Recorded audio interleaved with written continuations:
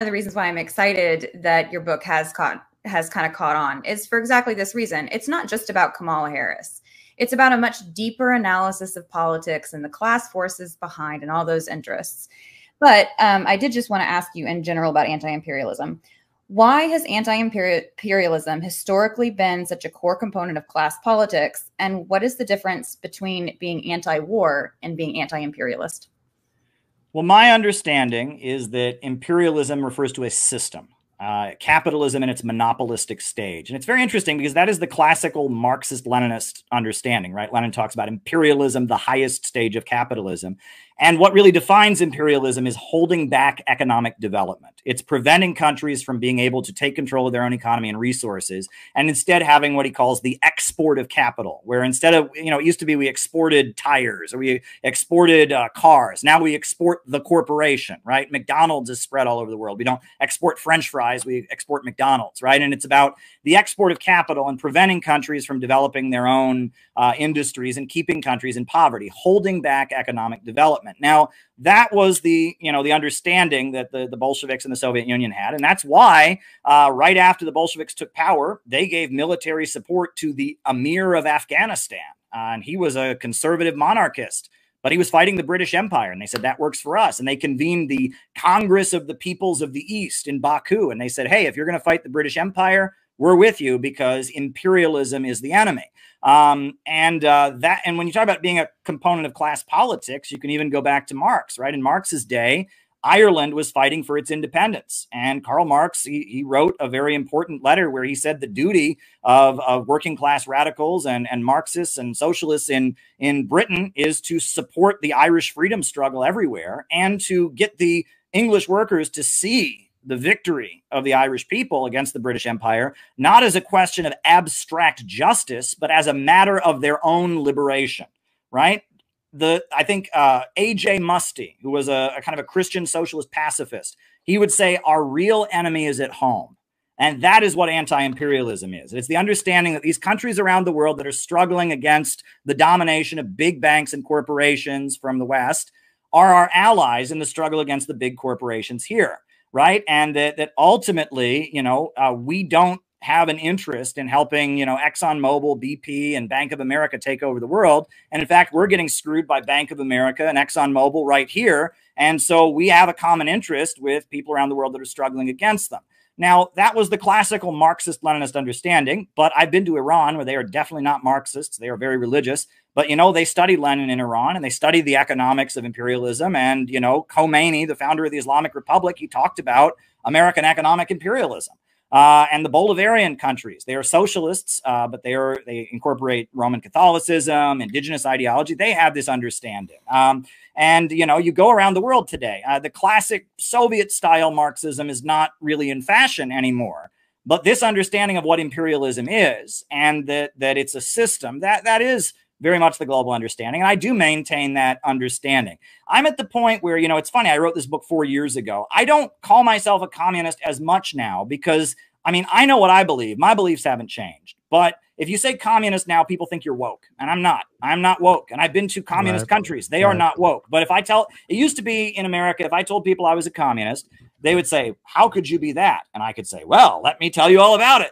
Nowadays, if I tell people I'm a communist, they go, oh, I know what you are. You're 17, you have purple hair, and you think all Republicans are Nazis, and you're obsessed with the trans thing. That ain't me. That's not what I believe. And it ain't what they believe in Venezuela. It's not what they believe in Vietnam. It's not what they believe in China. It's not what the countries around the world struggling against imperialism believe. So the term that I've started to use to describe myself, I say that I am an innovationist.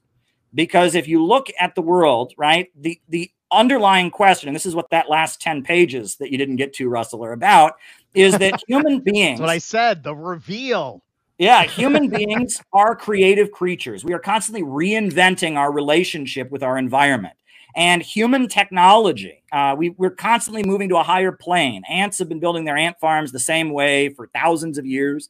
Beavers have been making their beaver dams the same way for thousands of years. But in just 7,000 or 8,000 years, we've gone from hunter-gatherers in the woods to space travel, to iPhones, to artificial intelligence. We constantly reinvent our relationship with Mother Nature to make it serve us in a more efficient way, to expand our population, to increase our life expectancy, to make life more comfortable. That is the nature of what it means to be a human being, as we're constantly trying to expand. And right now we are in a crisis because human brilliance has outstripped the narrow horizons, the narrow limits of production organized for profit. And what we need is a rationally organized economy so we can keep inventing, keep expanding, keep having our life expectancy grow, keep expanding our population. Well, taking it back to that Eastern establishment, the Rockefellers, the DuPonts, the British Empire, they say that the solution right now is that we have to degrow. We have to reduce consumption because the problem is that there's too many people. They are not Marxists. They are Malthusians, right? They blame the economic crisis that we're in the world on overpopulation, and that their solution to save the global economic system and conveniently let them stay at the top of it is to prevent growth around the world. And they see anti-imperialist countries, countries that have broken out of their system, as the main target. Because what are they doing? They're growing. That's what they do. When countries break out of Western domination and imperialism, they start growing and building and electrifying and wiping out illiteracy and bringing their people up. And that is seen as a threat to the environment. And Biden openly said so when he was running for president. If you read his essay, America Must Lead Again, he said, we're going to stop China from building power plants in Africa, right? That's what they want. To save their system, they want degrowth. And that is what fascism is. And that is what fascism has always been. Fascism is not an aesthetic. Fascism is not being racist. People have been racist before. People have been militaristic and authoritarian before. Fascism is when, in a long-term economic crisis, the government kind of locks down society and forcibly degrows, right? They created a slave labor underclass in Nazi Germany. They forced women out of the workforce to get rid of unemployment. They rebooted the economy by creating, lots of military spending. Fascist economics is trying to save the capitalist system with forcible, heavy-handed degrowth. And I must say, I agree with a lot of what Trumper folks say, but they seem to think that this Malthusianism from the World Economic Forum and all of that is Marxism and communism. And I have the painful and difficult task of saying, well, actually, it's not. And if you go to any Marxist or communist country, that's clearly not the case. But that is what the woke people believe. And a lot of them think they're Marxists. So I can understand why you're confused, right? And I can understand why it's confusing.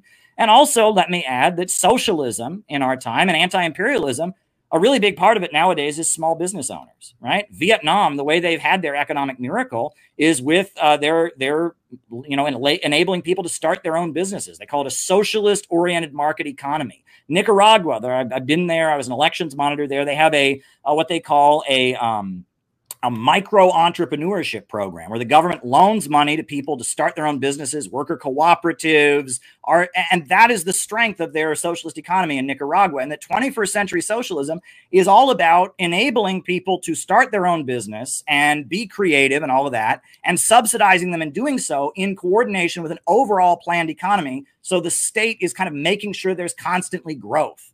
And then what is the ultimate goal? Is a world with so much growth and so much wealth that the need for a government can fade away, that people can just do what they feel like doing. Labor becomes life's prime want, meaning people work to entertain themselves, to get joy from being creative, not because it's a necessity. A society where there's so much wealth and abundance that there's really no need for anyone to hoard anything, and everyone's pretty much equal because there's enough for everybody. That's the ultimate goal. And Marx talked about the higher stage of communism. He's talking of a world of vast wealth and vast abundance, right? And so I tell people I'm an innovationist because I believe innovation is the essence of what I'm for. I believe in human beings and our creative power. And I believe that we can revolutionize our relationship with the environment and get to a higher plane. And, I think that's what it means to be a socialist or a communist in our time, but that's not what it means to most people. So I now, my organization is called the Center for Political Innovation, and I'm saying I'm an innovationist.